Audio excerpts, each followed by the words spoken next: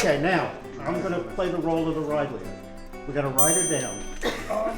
Would you go up the road? No, you stay down, please. Would you go up the road and stop the traffic from coming from the east? And you go up the road, Becky, you go up the road and stop the traffic from coming from the west. Start flagging your arms, do whatever you have to do. Lee is going to evaluate him because she happens to be a nurse. Nice and still, you're doing great. How do you feel? Okay. Do you have any pain Mike, anywhere? just try to keep him still. Yes. You're dizzy. Okay, Do you now, have any I'm gonna call allergies, 911. medications? No. Because that's one of the first things you want to do. If there's indication that the helmet is cracked, the ride is over for that rider.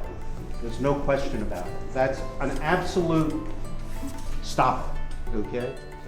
We're all big advocates of road ID. You can get it in various forms, whether it's a wristband, you can get the necklace, you can get things to clip onto your shoe. I personally like the web version so that it's more than just an emergency contact and phone number.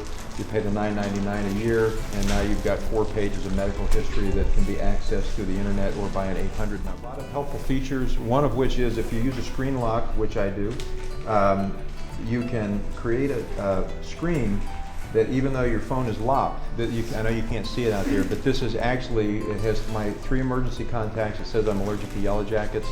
My insurance company is Aetna, and that's right on my screen before having to punch in the code to open up the phone. Is the preservation and the collection of evidence.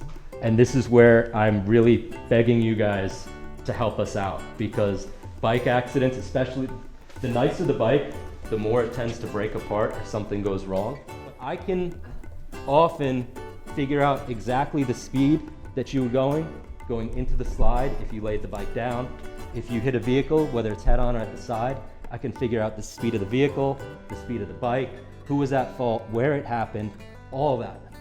Unless you guys come in and you pick up the bike and you test out the brakes and you switch gears and you take it and you throw it off to the side to get it out of the way. Leave the debris where it is, if there is any. I know the bike's expensive and it's awesome and you want to check it out. If it's a bad accident or a serious injury, I'm taking the bike with me anyway. I hate to say you'll get it back eventually, but that becomes part of the investigation and everything.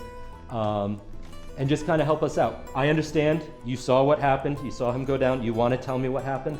I will get to you, I promise. We'll interview you, you can give us a written statement and everything. But just kind of let us do our evidence documentation first, and we'll go from there.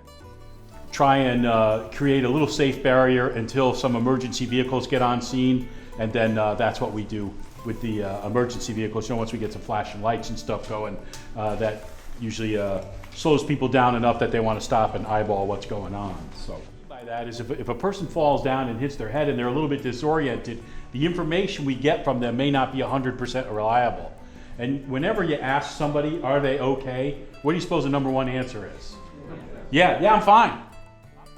There could be a lead time is the point, so the sooner you call, the better it is. If we cancel afterwards, that's fine, we can all go back. If we come, check everything out, and you say everybody's fine, no need, we can go ahead and go back in service. Try and be accurate with your location. As a rider, you probably want to be aware of where you are at any given time anyway, but if you could relate it to a street name and a street number of the nearest address, that's most helpful.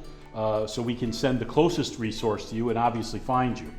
Forgive me for being stern with it sometimes, but it's so true that we really do have to, bottom line, as cyclists, as members of the club, as just human beings and sharing the road out there, please obey the laws that are, it's our right to use the law, to use the roads, but it's also our obligation to follow the law when we're there. Going around cars, zooming through traffic, those are just things that not only give us a bad name, but cause accidents. So I'm looking at people who are obviously, interested in the right thing to do, but it's also a good idea to spread that goodness along. When you're riding with other people, you going by example. If you do see it on a ride that you're on, it's okay to say, hey, Mike, I know you like to break the law, but please don't do that. it's just it's a major part of our mission as a club. Fun, competition, camaraderie, community, but education and safety. Without those two things, the rest of it is impossible.